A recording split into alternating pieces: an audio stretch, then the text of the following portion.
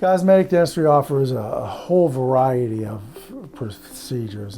Basically, is if I had a mouthful of silver fillings and I silver everywhere, you replace those with white fillings, white tooth color fillings. Also, you have stained teeth. You can do simple bonding.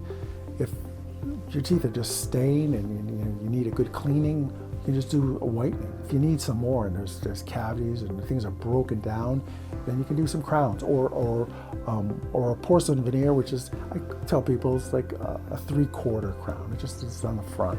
And basically that'll fix your teeth. And like I said, it may not be a lot. If you're missing a tooth, a mini implant's a wonderful thing. You replace a mini implant, get your smile back.